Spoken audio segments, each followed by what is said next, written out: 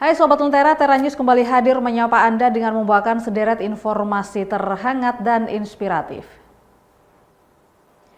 Kita mulai dari Madiun, Jawa Timur. Tim Tindak Pidana Korupsi Kejaksaan Tinggi Jawa Timur memeriksa secara maraton staf dan pegawai PT Inka dalam dugaan kasus mega korupsi ekspor kereta api ke Kongo dengan nilai proyek sebesar 167 triliun rupiah.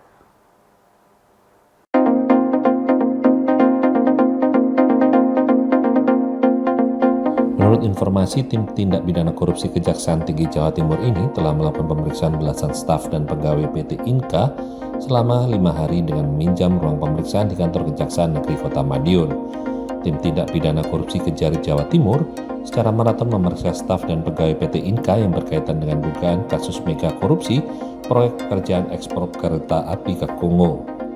Saat dikonfirmasi, Aisyah, manajer humas protokoler PT Inka yang juga hadir memenuhi panggilan tim penyidik, enggan memberikan konfirmasi resmi. Terkait apa, Mbak?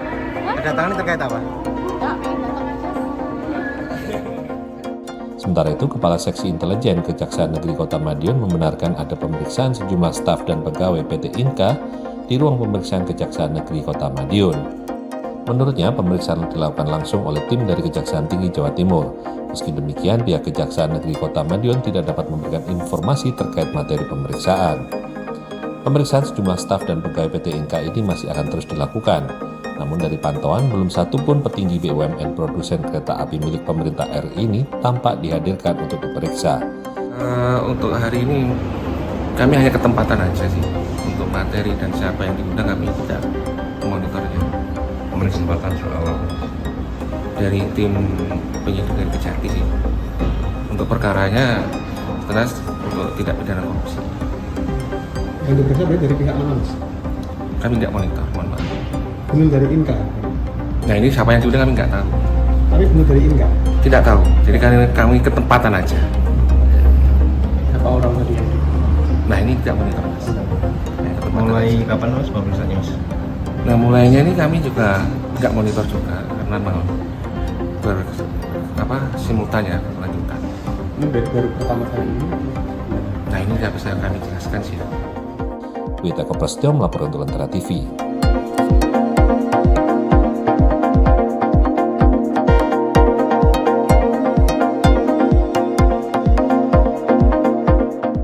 Calon Gubernur Jawa Timur yang diusung oleh Partai Kebangkitan Bangsa atau PKB, Lulu Nur Hamidah, menyentil soal sinyal dukungan yang diberikan oleh para perangkat desa kepada Bacagub Khofifah Indar Parawansa. Dirinya mengungkapkan hal-hal seperti itu dapat memunculkan pemikiran yang praktek demokrasi yang tidak sehat.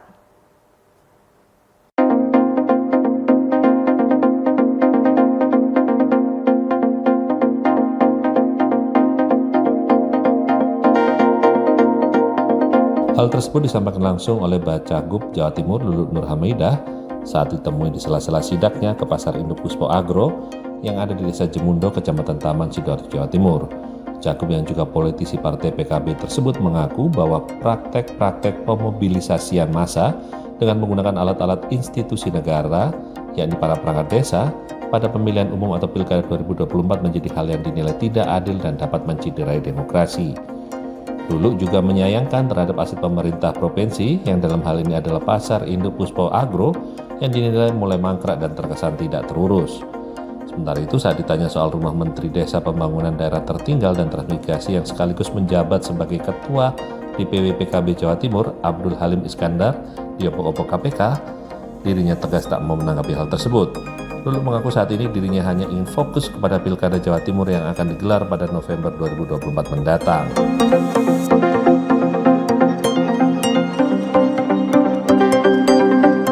Bangunan semega ini terus mangkrak ya itu? Iyalah Pak, ini kan dibayar dengan biaya yang sangat mahal pakai APBD, itu artinya kan uang rakyat.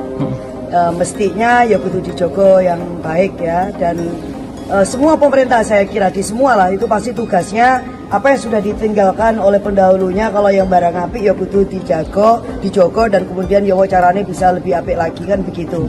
Kalau misalkan kita pernah punya ini tempat cukup rame, ya mestinya ya apa kemudian bisa jauh lebih rame lagi, ada inovasi-inovasi yang kemudian bisa dilakukan sehingga semua produk yang masuk di sini, apalagi tadi dibilang pasar induk ya, itu benar-benar bisa mengangkat nilai ekonomi, kesejahteraan dari para pelaku-pelaku usaha, baik itu petani, peternak, kemudian juga pembudidaya dan lain-lain yang bisa mengambil manfaat dari adanya pasar agro Puspa ini ya, Puspa Agro. Jadi itu kan konsepnya. Terus yang kedua, ini kan kita ini punya pelabuhan. Saya berkali-kali bilang, Jawa Timur itu memiliki modal infrastruktur yang sudah luar biasa.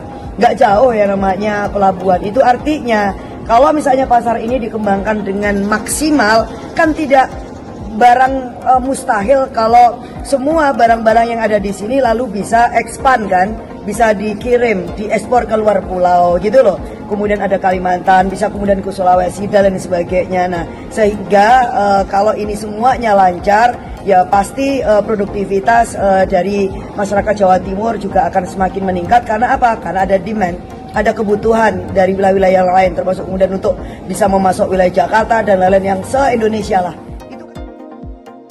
Alan Sori melaporkan untuk Lentera TV.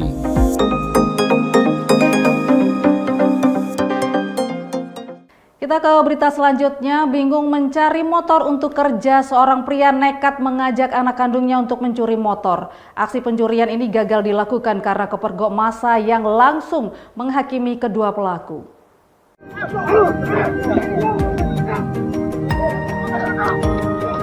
Inilah suasana aksi massa yang menghakimi seorang pria berinisial RF 42 tahun dan DF 22 tahun warga Bulak Rukem, Surabaya. Dua pria yang merupakan bapak dan anak ini dihakimi massa hingga babak belur karena kepergok mencuri sebuah motor milik warga di kawasan Desa Permisan, Jambon, Sidoarjo. Dalam aksi massa yang terekam video amatir warga ini, tampak kedua pelaku babak belur dihajar massa yang kesal dengan aksi pencurian yang dilakukan kedua pelaku. Beruntung polisi yang datang berhasil menyelamatkan nyawa kedua pelaku. Kedua pelaku langsung dibawa ke Mapolsek Jambon Sidoarjo untuk diperiksa. Ironisnya, dari hasil pemeriksaan polisi diketahui bahwa jika pasangan pelaku bapak dan anak ini merupakan residivis kasus yang sama. Dalam melakukan aksinya, sang bapak berperan sebagai eksekutor pencurian, sementara sang anak sebagai pengawas lokasi dan joki motor yang dipakai sebagai alat kejahatan.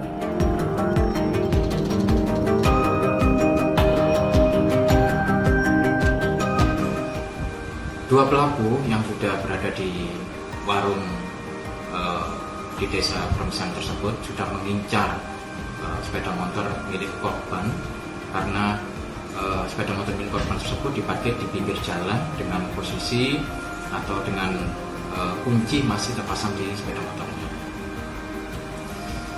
Tiba-tiba dua pelaku tersebut mengambil sepeda motor Fadi tersebut.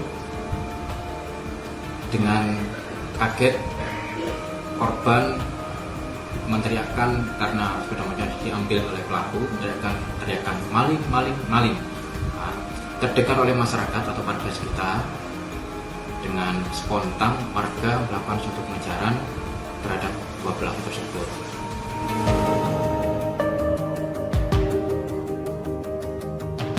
Untuk kepentingan pemeriksaan lebih lanjut, saat ini kedua pelaku diamankan di sel tahanan Polsek Jambon Sidoarjo. Sementara polisi sendiri saat ini melakukan pengembangan kasus terkait aksi pencurian yang dilakukan oleh pasangan bapak dan anak asal Surabaya ini. Alan Sori melaporkan untuk Lentera TV.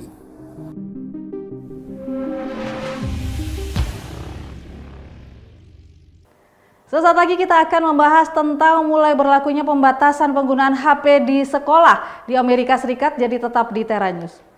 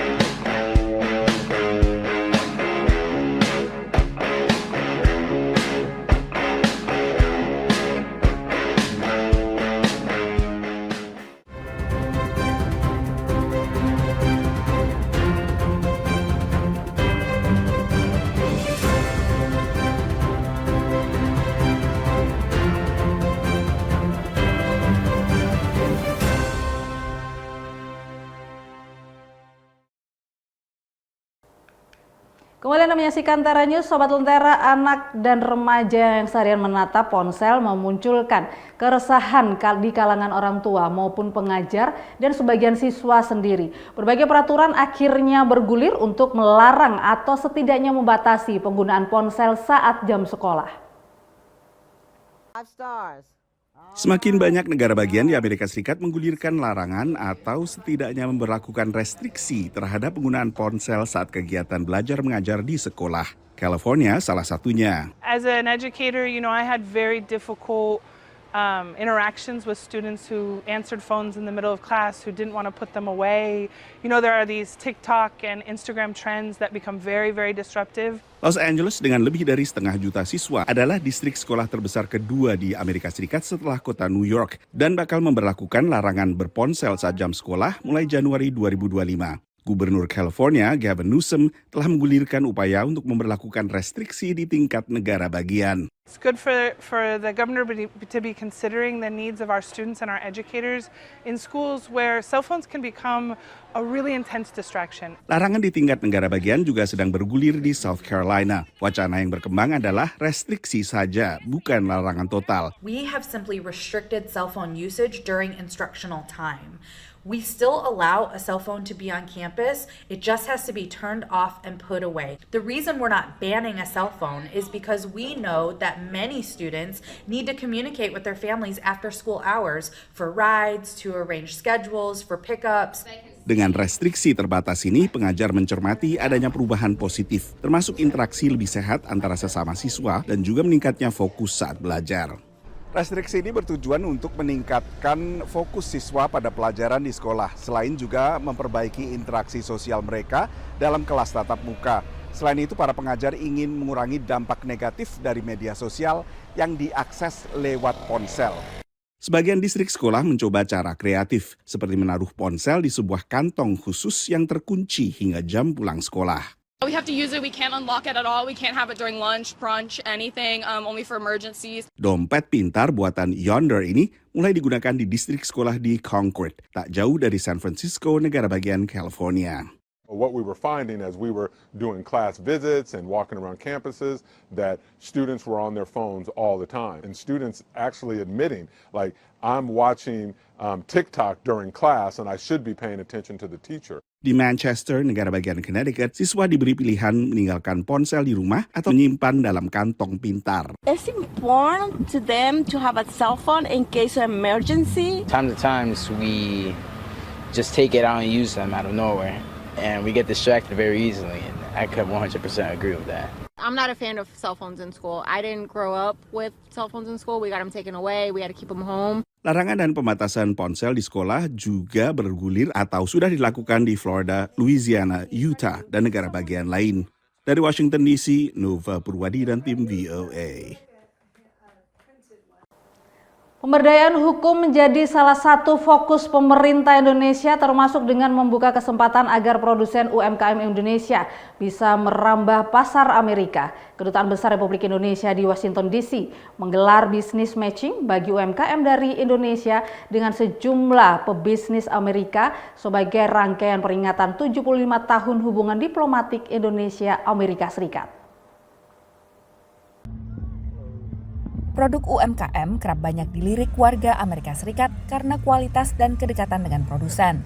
Hal yang menjadi keunggulan kompetitif bagi produk seperti ini yang mencoba merambah ke pasar Amerika.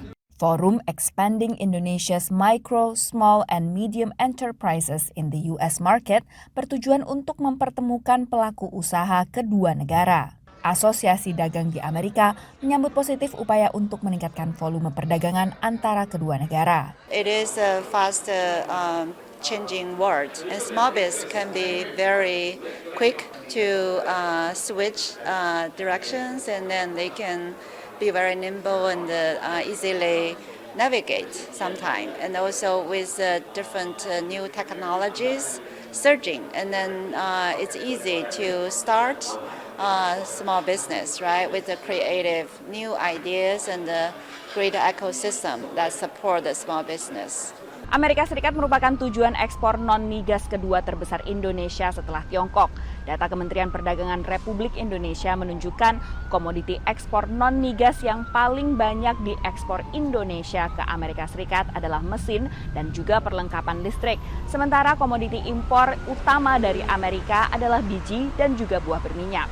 Sejumlah UMKM diundang untuk memperkenalkan produk mereka, mulai dari kerajinan kulit, pakaian, serta juga rempah dan kopi.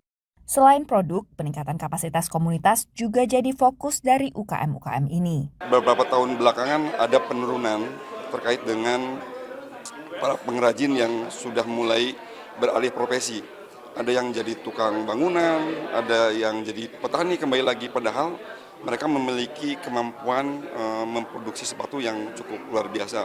Dan harapannya kita bisa mengembalikan ruh dalam memproduksi sepatu-sepatu yang berkualitas. Berbagai pihak menyadari masih ada tantangan yang harus diselesaikan untuk meningkatkan hubungan dagang kedua negara. Apalagi kita mau ke market global ya, salah satunya US ya, itu kan butuh standarisasi, konsistensi secara kualitas dan kapasitas. Bagaimana para petani kita itu bisa menghasilkan produk yang konsisten sesuai dengan permintaan pasar. Tapi sekarang hambatan perdagangan itu banyak di yang non tarif gitu. Jadi berbagai aturan teknis yang sangat memberatkan para eksportir.